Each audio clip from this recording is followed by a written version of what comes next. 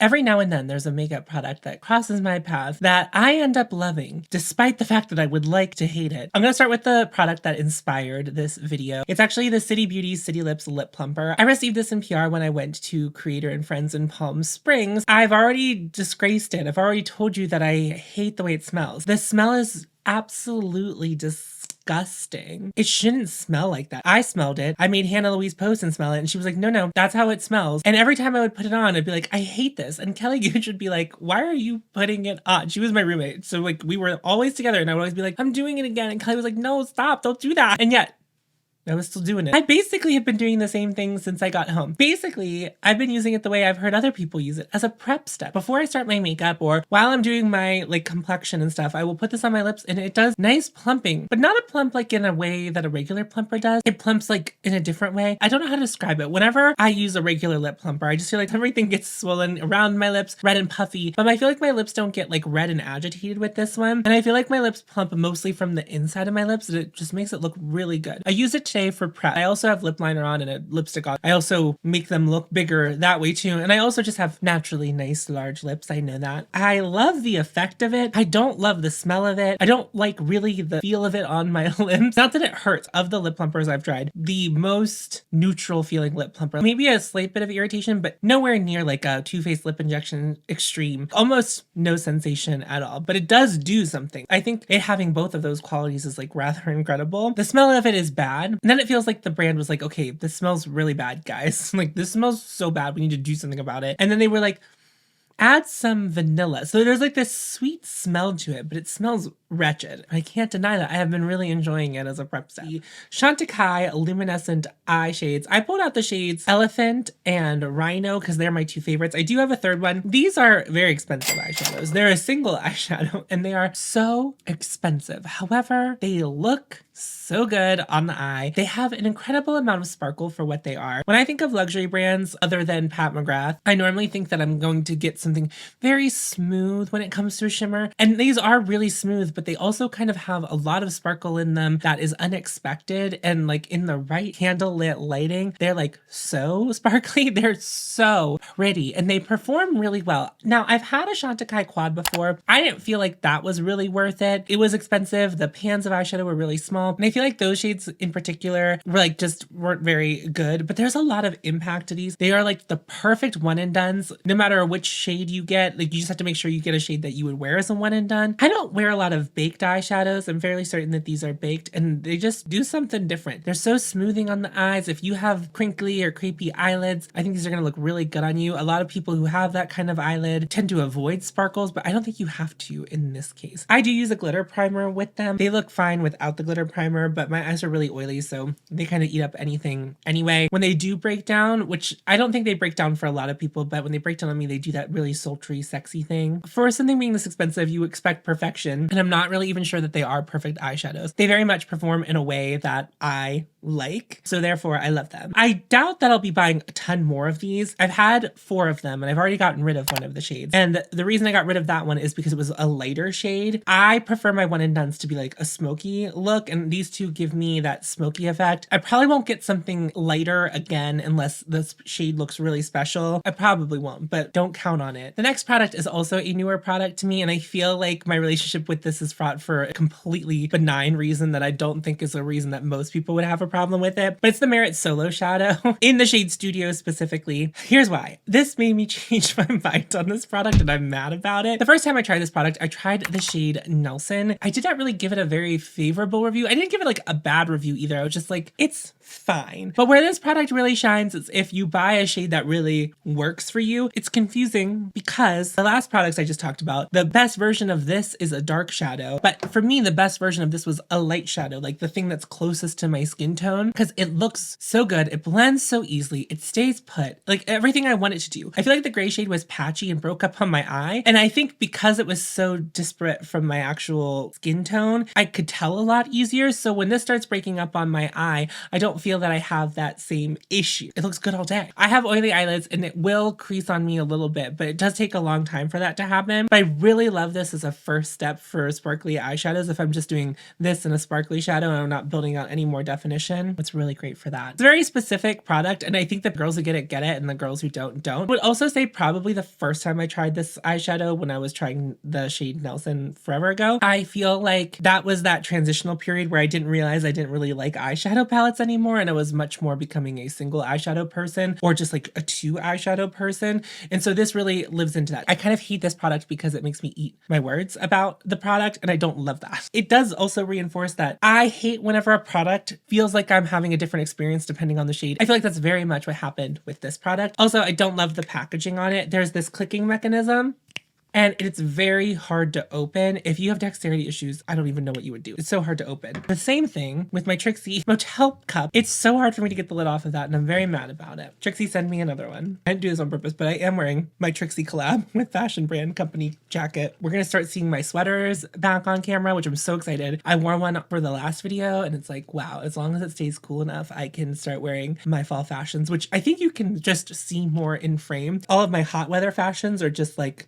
titty down, and my tits aren't in frame. Unfortunately for you, you don't get to see them. Next up is this from About Face. It's the Cherry Lip, so many things. It's a cherry pick lip color butter, and I have the shade Nashi Pear. And 100% my issue with this, the reason I'm mad that I love it, is I hate the smell of it. It's such a strong candy. I guess what they're going for is cherry, but I get like some kind of like peach thing, and it's so artificially sweet smelling. I don't like when I put it on my lips because I don't like the smell taste thing that happens where I'm like, oh, this tastes like that, and I don't really like the way it smells, and it's such a potent smell. However, it's an incredible lip gloss, and I have no complaints about it, other than I wish they would make nude shades of this. I like this shade, but it's the only shade in the range that I feel like is something that I would wear on a regular basis. The thing about Face, that I know that they do this on purpose to differentiate themselves from the rest of the makeup brands, is that they do a lot of bright, colorful things. When you make a great product, can you include me? Can you include everyone's taste? Because I think this is a really great product. I also think I would like a lot of their other products more. I've tried a handful of things from them. I wish if there was more like nude things from them that I would like them. They have shades of their like nude shades of their eyeshadows. I just haven't tried them. For some reason, people keep decluttering bright shades to me, and I just have never bought any because I've not been impressed enough with them to like, it's just like this whole thing where it's just like, I really want to love About Face. I like what they're doing. And I've said this before, the price point at which this brand sells their product, just like, I don't know why I can't see it. I don't understand that price point. Would love to see a shade extension that includes just more nudes, cool tone nude lips for fair skinned people, but also different undertones of different nudes. But mostly I'm worried about me. Or if you did like a gray one. Oh, do a gray one. That's it. Do a cool tone gray one and I would buy it. You can sheer this out and I think it looks really gorgeous. Or a sheer black. Halsey, I have some ideas. Call me up. There's gonna be a lot of products from this brand. It is 100% embarrassing because they're from the brand. We're gonna start with this one and we'll work our way up. It is the, I can't believe I've used this much of this product. It's a Charlotte Tilbury, what is this called? Pillow Talk Big Lip Plump Gasm Lip Gloss. I have the shade Light. Look at how much of that I've used. That's a problem. The embarrassing thing about this is like a number of things. I think it's embarrassing to like lip plumpers. It's so embarrassing that they exist, that we all desire to have fuller, plumper lips. And the fact that we are willing to basically rub cinnamon on our lips that's inside a goop in order to make them plump up and be uncomfortable in that. That's embarrassing. What's even more embarrassing is paying $35 for this ugly, disgusting, huge ass, gross packaging. I had to buy it from Charlotte Tilbury. Like, it's just, I mean, I don't think I need to say more. However, it is, I think, my favorite lip plumper I've ever tried. It is a gnarly one. I think I like that because you're a stupid bitch for liking this and you had to pay your retributions by it burning on my lips for about a half hour. I can feel the tingling sensation for so long. I've never in my life had a lip plumper on my lip where I could feel it for that long. And I love it. It's like my favorite part about it. It very effectively plumps my lips without making everything around my lips red. Unlike the City Lips one, this one has a color to it, which I like the color to it. It's a nice middle ground pink. It's in the shade Pillow Talk, but I don't feel like it leans as warm as Pillow Talk can usually lead. It's not very cool tone. It's just like kind of as in the middle as Charlotte Tilbury will go. I hate that I love it. This is something I got from Surratt. It's so teeny tiny itty bitty. Surratt, for those of you who don't know, is a very expensive brand that was kind enough to send me quite a bit of PR. This is their Surreal Skin Concealer. It is a stick concealer and it has almost no product in it. Whenever I want to throw concealer on, for a slight bit of perfecting. It's like not a full coverage product either. So it's like not even like revolutionary in the fact that it's like skin like full coverage. It's just like skin like barely covered. You can build up a little bit, but that's what I like under my eyes. I like something very imperceptible, and I feel like this looks really good under my eyes. It doesn't really crease all that much. It looks really good when I wear a skin tint, especially the Glossier skin tint. I love to pair it with that. My problem with loving it is that it's so expensive. Now, again, I'm lucky enough to have received this in PR, so I'm speaking out of a place where like I'm thinking like, would I buy it again? Probably not. Like, and I think I've said it so many times when I've talked about this, is like, I don't think it's worth your money to buy it. However, I still love it. Like, I still love it. I think about it. I use it a lot. It's not something I use a lot on the channel because of that value thing where it's like, I don't think it's really worth your dollar. It's one of my go-to concealers whenever I'm putting makeup on to meet up with friends. Much like the Glossier skin tint, it's like one of those kind of products. I like it better for IRL than I like for it on camera. I think that not very many of you would actually like this as much as I do.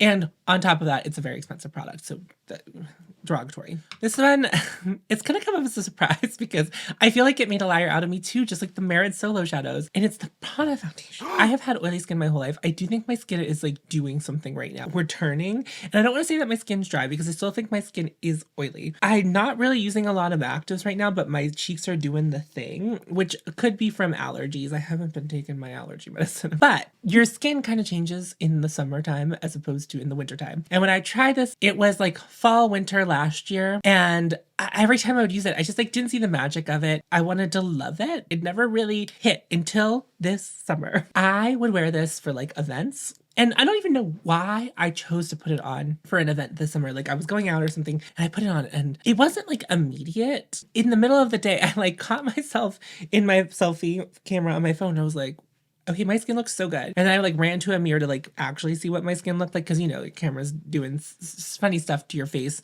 And I was like, oh my God, my skin looks so good. This is a soft matte foundation. And I think that soft matte in the summer really played well with my oily skin. Maybe it's just the season changes why my skin's kind of like, what are we doing? What are we doing? I think I need to switch to like more heavy moisturizers. We'll see what happens. I'm at one of those ages where it's just like my skin could just be changing. You know, it's just like we're gonna have dry skin now. It's like whenever I was a teen, I had pretty acne prone skin, and then it's like, you know, then I was in my early 20s. I was like, that stopped. I don't want it to come back. I don't want that. Hear me out. I gave this a very mid review whenever I reviewed it. I did like a dedicated review to this foundation. I still don't know that I would pay for this foundation. I have like an incredible fondness for it now. Like it looked so good this summer when I would wear it. Because in the summertime, I really forego coverage for less coverage. And I don't really like a lot of coverage anyway. I just like this gave me a nice medium coverage and it made my skin look so good, but also looked really natural on my skin. It's kind of like the Surround concealer where it's like, I don't know that I recommend this to you, but I love it derogatory. We have some more Charlotte Tilbury products to talk about. We'll start with this one. And I recently featured this in a video. The Charlotte Tilbury blush wand. This is also, I think, what prompted this video concept in my head. I was talking about it in the video where I reflect on my purchases a year ago. So I bought this about a year ago. I was just not expecting this to be that good. I just like don't trust Charlotte Tilbury. Except if you looked in my makeup drawers, I should trust Charlotte Tilbury because oftentimes I like what she puts out. But I always think it's stupid at first. To be fair to me, and I said this in that other video relatively recently where Charlotte Tilbury, a couple months before this came out, or maybe it was a year before this came out, she tried to do a formula of the eyes to mesmerize in a matte formula. And it went so poorly that product was discontinued. They are no longer available. So when she was going to take her very popular highlighting wand and make a matte version of the blushes, I was like, well, that's also going to be It isn't such a good product. I feel like it's exactly how I would want a liquid blush to perform. I still don't love the sponge tip applicators on this, but I do use it. So what does that say about me? I don't think I talked as much shit about this product. Once I had it, I was like, okay, it's good. I didn't buy this with my initial purchase of all of the Charlotte Tilbury products. This was something that I bought later down the line. I kind of reconciled with the fact that I do like Charlotte Tilbury products. I like them, okay? I have enough time to blend it out where it's not scary. It's just pigmented enough, but not too pigmented, and you can build it up if you'd like to. It stays on my face all day. I can't complain about it. It's a very good liquid blush. The Charlotte Tilbury Spotlight. When I initially reviewed Charlotte Tilbury, I was like, you don't need this. I even reviewed the brand over the course of a couple of months before I like did my review. I really fell in love with this like after all of that. I kept it around, which was strange because I am pretty discerning and I was like not that wowed by it, but here's what I like about it. It's a really nice base for the cheek if you really like a glowy cheek. I like my cheek to look like that. And it's really good to like just kind of like put all over the cheek and blend it out. It's a gorgeous highlight, just like the blush. Once it's on your skin and it's set, it's not gloopy. Your hair's not gonna get stuck in it. It's not like balmy or anything like that. I wish that there were better shades of this because this is like just a kind of like a champagne-y kind of shade. I think if she did like a pinky version of this, and I know she has the blushes that have the pinky in it. I mean like a cool toned blue pink shimmery version of this for the holidays. People would love that. I would love that. It's also a highlighter that I feel like doesn't really emphasize too much texture. The reason it's so popular is because it's actually a very, very good product. And the reason that every brand has a version of this that tries to dupe this, there's a reason because the original is very good. It's covetable for a reason. I fought tooth and nail to hate this thing and I just don't. It's the gold standard of this thing. I hate that for us. The Chanel Healthy Glow Bronzer. This is the Soleil Tan Deep Bronze shade. I think me saying that this is the Tan Deep Bronze and I'm using it should tell you all you should need to know. I also think that it's unpopular to like this version of this product, not the color, but this formula. There was an old formula. I never tried the old formula. I've only tried the new formula. This product works so well for me. I have a really great luck with this product. I can't imagine what was so fabulous about the old formula that people aren't getting out of this because I think this is a great cream bronzer formula. I think it's really easy to blend out. It looks really natural on the skin. I bought this one because it's the only undertone I think of the three that they have that worked for me. And so I had to put on very little of it. So little goes a long way for me, but that's because I'm using the deepest shade. I'm not using it in an effort to make my skin a lot deeper. I have white skin, I have very fair skin, and I'm not trying to fight that. I'm not trying to fool anyone with tanning or anything like that. It's just the undertone works the best for me. And I promise you when I put it on, it's not like I turn a very different color. I hate that I like it because it's just one of those products where it's just like, there's not a lot of shades of it. It's prohibitively expensive. It's also not even really in luxurious packaging. It just says Chanel on it and like, who cares? I love a luxury product. I love a luxury moment. But one thing I have a problem with Chanel is some of their products are really beautiful, but all of their packaging is crap. I like this product so much, unfortunately. Here's another highlighter. I think this one's going to come as a surprise to you because I actually had my mind made up about this product before I even tried it. And then it turned out to be a really good product. It's the Surratt Torch Lumiere highlighter. This is in the shade Diamante. Now, you might be wondering, Tom, you've kind of always loved that product. I have, as far as you know, months before Surratt ever sent me PR. I was on this kick of watching Samantha Ravindall's old videos. I got really into watching BeautyTube, not even the pandemic, but when I started more seriously making BeautyTube content. I heard of Auric. I knew it was made by a YouTuber. Binge watch her content because like Sam keeps it real. And in one of her videos, she was like, not this. It has sparkles in it and it's like not very elegant and I really hate it. So I was like, yeah, I hate sparkly highlighter. I hate that. This is terrible. I did not say that on camera that I really thought that this was going to be a shit product. It changed my mind about sparkly highlighter because I think there's a way to do it. And I think Surratt does it really well here. It is a very glimmering, beautiful highlight. I feel like they've done something to the formula to make it so that, I don't even know how they could do this, but it's like, I don't feel like the sparkles really get caught in fine lines and wrinkles. In fact, it makes my skin look really dewy. On camera, it looks like I have like glazed cheeks, but it's one of those products, again, it's a highlighter that sets and just gives you that glossy look. It's incredible. And I really like this shade. I prefer this shade to the Charlotte Tilbury. The sparkles evenly dispersed. It's a product that doesn't make sense to work as well as it does. And I feel like a lot of people end up really liking this product from the range. This is a product from Surratt where I think the packaging feels nice. The product is nice inside.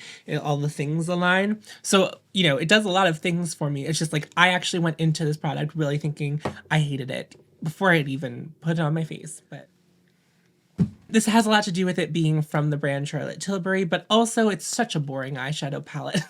Whenever my reviews don't align with other people's reviews, I get worried. I get worried. I'm like, do I have bad taste? No, I just have different taste. And if you ever disagree with a reviewer, it's just you have different taste. It doesn't mean you're wrong for liking a product. When I was reviewing this product and then I watched other people's reviews of this product, I was like,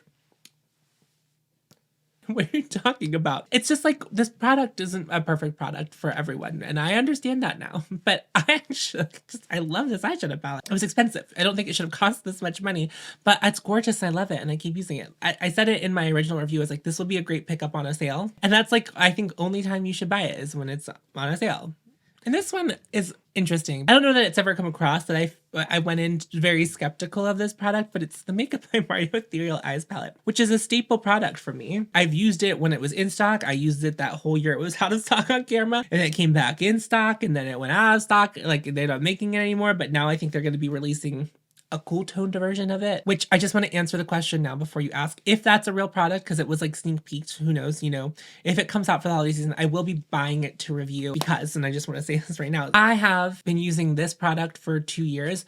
And I've been using it even when it wasn't available for you to buy because I really just love this product. So I feel like I will be a good person to try the cool toned one because I also love cool toned eyeshadow, and I also love this version of this product. So it's like, I think I'll be able to tell you the tea. Okay, I think I will be able to like do that for you. This eyeshadow palette was so expensive. Makeup by Mario is very more miss than hit for me. It's like, wasn't sure if I was gonna like this product. I love the formulas in it. I love the mattes in it. The fact that it was so limited the first time they released it was bananas. I felt special for having it, but it was like, I did this review and then it was like almost out of stock immediately after I did my review. Then the next year they were just like, surprise, it's back. And then it was in stock for a really long time after it came back. Everyone wanted it, and then they were like, well, now you can have it. Everyone's like, well, now it's not special anymore. And that's exactly what I think happened. I'm perfectly happy with my very boring Ethereal Eyes palette, but I think I look great every time I wear it. In fact, I was just looking at a photo from a year ago, and I was wearing this. That eyeshadow look was killer, and I was like, that's why I love that eyeshadow palette. And the limited edition of it all and bringing it back, I feel weird about that. I think if you're going to do a limited edition product, I would like for it to be limited edition. And that's not because I need to feel special about being one of the only people who has it, but the false scarcity thing where you release it again. Although I will say, to Mario's credit, I do think it was intended to be limited edition, and by